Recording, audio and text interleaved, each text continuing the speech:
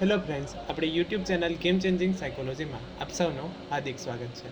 આજના વિડીયોમાં આપણે આવનારી ફિલ્ડ ઓફિસરની પરીક્ષા તે ઉપરાંત જે વિદ્યાર્થીઓનું મનોવિજ્ઞાન છે એવા વિદ્યાર્થીઓ માટે GSET તેમજ નેટની પરીક્ષા માટે તેમજ PATની એન્ટ્રન્સ જેવી પરીક્ષા માટે જે વારંવાર પ્રશ્ન પૂછાય છે તો એની ચર્ચા કરીશું. એ ઉપરાંત જે આવનારી ટેટની એક્ઝામ છે એમાં પણ મનોવિજ્ઞાનના જે વારંવાર પૂછાતો ટોપિક છે મનોવિજ્ઞાનના સંપ્રદાયો, તો એની ચર્ચા કરીશું. આ વિડીયો નંબર 6 છે, એટલે તમે અગાઉના વિડીયો ન જોયા હોય તો જોઈ લેવા વિનંતી.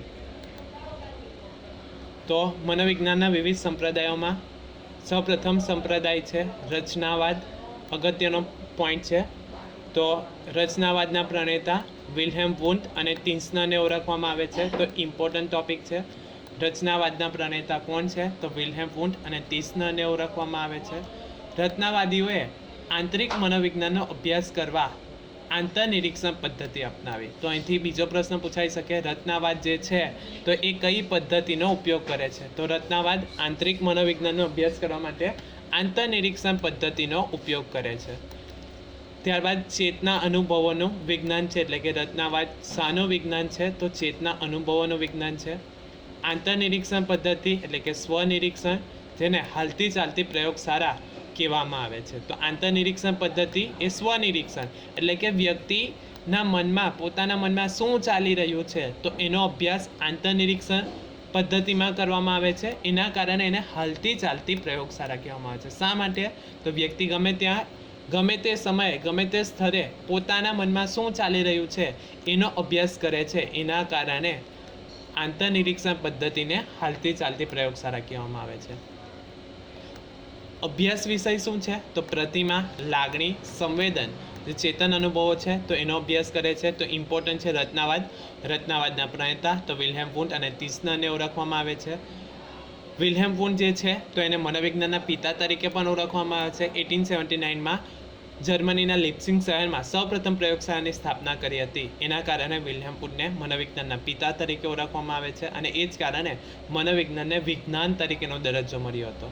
ત્યારબાદ રચનાવાદીઓએ કઈ પદ્ધતિનો અભ્યાસ કરતા હતા? તો આંતરનિરીક્ષણ પદ્ધતિનો અભ્યાસ કરતા હતા.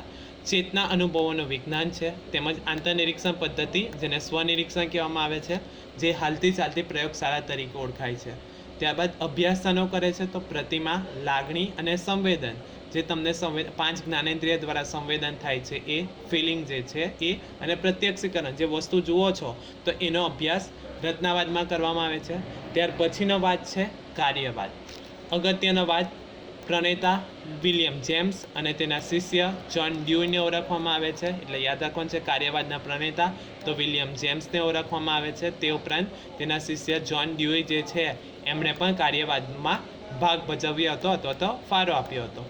આધુનિક મનોવિજ્ઞાનના પિતા વિલિયમ જેમ્સ, તો અહીંથી બીજા જનકનું નામ ખબર પડે છે, એટલે કે આધુનિક મનોવિજ્ઞાનના પિતા કોણ છે? તો વિલિયમ જેમ્સને ઓળખવામાં આવે છે. અમેરિકાની કેમ્બ્રિજ યુનિવર્સિટીમાં વિલિયમ જેમ્સે પ્રયોગશાળાની સ્થાપના કરી હતી. તો યાદ રાખવાનું છે, અમેરિકાની કેમ્બ્રિજ મેસેચ્યુસેટ્સ યુનિવર્સિટીમાં વિલિયમ જેમ્સે પ્રયોગશાળાની સ્થાપના કરી હતી. આગળની રચનાવાદ જોયું હતું તો ક્યાં થઈ હતી? તો જર્મનીના લિપ્સિંગ શહેરમાં વિલ્હેમ વુન્ડ દ્વારા સ્થાપના કરવામાં આવી હતી. અહીંયા વિલિયમ જેમ્સે અમેરિકામાં કેમ્બ્રિજ યુનિવર્સિટી જે છે તો ત્યાં પ્રયોગશાળાની સ્થાપના કરી હતી. એમનું પુસ્તક, વિલિયમ જેમ્સનું પુસ્તક છે ધ થિયરી ઓફ સાયકોલોજી. ત્યારબાદ જ્હોન ડ્યુએ ભારતમાં કલકત્તામાં લ્યુબિની પાર્ક ખાતે પ્રયોગશાળા સ્થાપી હતી. તો આ ઇમ્પોર્ટન્ટ ટોપિક છે. જ્હોન ડ્યુઈ દ્વારા ભારતમાં કઈ જગ્યાએ? તો કલકત્તા ખાતે. કયા સ્થળે? તો લ્યુબિનિક પાર્ક ખાતે પ્રયોગશાળાની સ્થાપના કરી હતી. એટલે જ્હોન ડ્યુઈએ ભારતમાં કલકત્તામાં લ્યુબિની પાર્ક ખાતે પ્રયોગશાળાની સ્થાપના કરી હતી. તો સેકન્ડ વાદ છે કાર્યવાદ. એના પ્રણેતા કોણ? તો વિલિયમ જેમ્સ અને એના શિષ્ય જ્હોન ડ્યુઈને ઓળખવામાં આવે છે. વિલિયમ જેમ્સ જે છે એને આધુનિક મનોવિજ્ઞાનના પિતા તરીકે ઓળખવામાં આવે છે. તેમજ જ્હોન ડ્યુએ ભારતમાં કલકત્તામાં લ્યુમ્બિની પાર્ક ખાતે પ્રયોગશાળાની સ્થાપના કરી હતી. ત્યાર પછીનો નેક્સ્ટ વાદ છે વર્તનવાદ. તો એના પ્રણેતા જે.બી. વોટસનને ઓળખવામાં આવે છે. જે.બી. વોટસન અમેરિકાના હતા. એના કારણે વર્તનવાદ જે છે એ અમેરિકામાં એનો ઉદ્ભવ થયો હતો.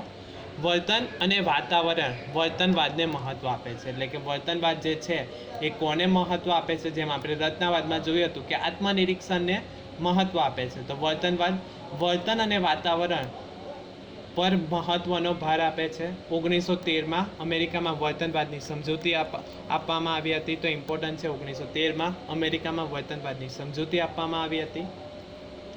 બાહ્ય નિરીક્ષણ પદ્ધતિ જે જોઈ શકાય કે નિરીક્ષણ કરી શકાય એને મહત્ત્વ આપે છે. તો અહીંયા વર્તનવાદની પદ્ધતિ કઈ છે? તો બાહ્ય નિરીક્ષણ પદ્ધતિ છે, જે આપણે જોઈ શકીએ, જેનું નિરીક્ષણ કરી શકીએ. તો વર્તનવાદ, એના પ્રણેતા જે.બી. વોટસન. વર્તન અને વાતાવરણ વર્તનવાદને મહત્ત્વ આપે છે. 1913માં અમેરિકામાં વર્તનવાદની સમજૂતી આપવામાં આવી હતી. હવે વર્તનવાદ કઈ પદ્ધતિનો અભ્યાસ કરે છે? તો બાહ્ય નિરીક્ષણ પદ્ધતિ દ્વારા વર્તનવાદ વર્તનનો અભ્યાસ કરે છે.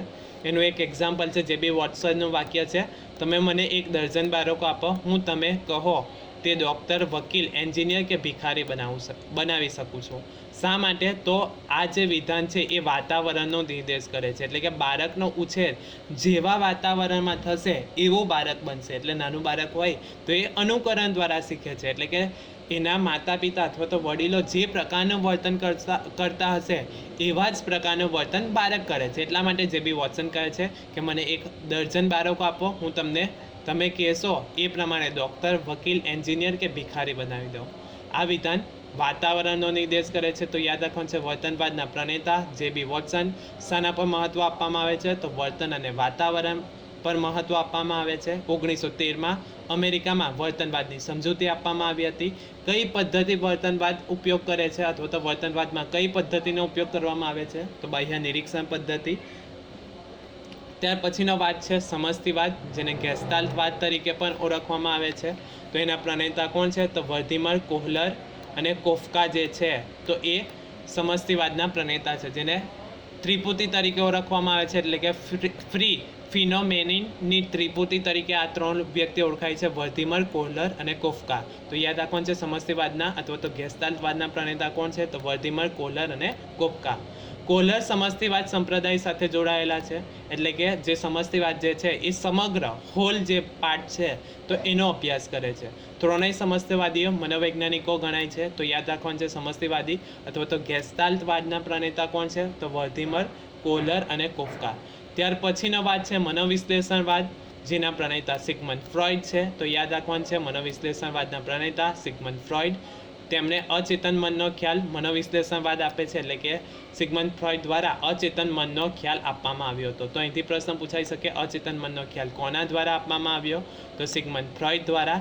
અથવા બીજી રીતે પ્રશ્ન પૂછાઈ શકે, અચેતન મનનો ખ્યાલ કયા વાદમાં આવે છે? તો મનોવિશ્લેષણવાદમાં આવે છે. અચેતન મનનું વિશેષ મહત્વ સિગમન્ડ ફ્રોઈડે દર્શાવ્યું છે.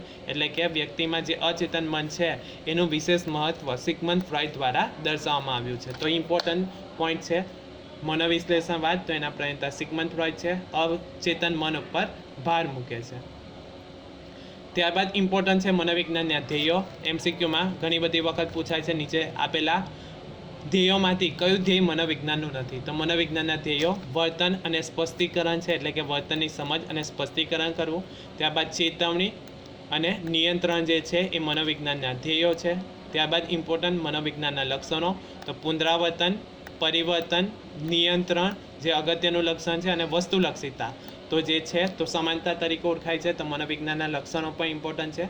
પુનરાવર્તન, પરિવર્તન, નિયંત્રણ અને વસ્તુલક્ષિતા. નિયંત્રણ શા માટે અગત્યનું લક્ષણ છે? તો કોઈક પરિસ્થિતિ ઉપર નિયંત્રણ મૂકીને આપણે એનો અભ્યાસ કરી શકીએ, જેથી બાહ્ય પરિવર્તનોની અસર આપણા પ્રયોગ ઉપર ન થાય એટલા માટે નિયંત્રણ મૂકવામાં આવે છે. તો ઇમ્પોર્ટન્ટ લક્ષણ છે નિયંત્રણ. તો યાદ રાખવાનું છે મનોવિજ્ઞાનના લક્ષણો કયા કયા છે? તો પુનરાવર્તન, વારંવાર એકનું એક પુનરાવર્તન કરવું, પરિવર્તન, જરૂરી લાગે એમાં ફેરફાર કરવા, નિયંત્રણ અને વસ્તુલક્ષિતા જે છે સમાનતા, તો એ મનોવિજ્ઞાનના લક્ષણો છે. તે ઉપરાંત આવનારી જે પરીક્ષા છે ટેટની પરીક્ષા, તો એ નવા અભ્યાસક્રમ મુજબ આપણી ચેનલ ઉપર વિડીયો અવેલેબલ છે, તો તમે એ વિડીયો પણ જોઈ શકો છો. એ ઉપરાંત જે વિદ્યાર્થીઓનું મનોવિજ્ઞાન છે એ વિદ્યાર્થીઓ માટે GSET, UGC NET તેમજ PhDની એન્ટ્રન્સ માટે જે પ્લેલિસ્ટના વિડીયો મનોવિજ્ઞાનના વિડીયો છે એ અગત્યના સાબિત થશે. એ ઉપરાંત મનોવિજ્ઞાનના જે અગત્યના T20ની જે સિરીઝ ચાલુ કરી હતી તો એ વિડીયો પણ અવેલેબલ છે. તો તો એ વિડીયો પણ તમે જોઈ શકો છો. તેમજ જે આવનારી ફિલ્ડ ઓફિસરની પરીક્ષા છે તો એમાં સમાજશાસ્ત્ર જે પૂછાય છે તો સમાજશાસ્ત્રના વિડીયો પણ અવેલેબલ છે. એ ઉપરાંત સમાજ કાર્યના વિડીયો પણ આપણી યુટ્યુબ ચેનલ પર અવેલેબલ છે. આશા રાખું છું કે તમને આ વિડીયોમાં સમજ પડી ગઈ હશે, અને જો તમને આ વિડીયો પસંદ પડ્યો હોય તો વધુમાં વધુ લાઇક કરો, શેર કરો અને અમારી ચેનલને સબસ્ક્રાઈબ કરો. Thank you.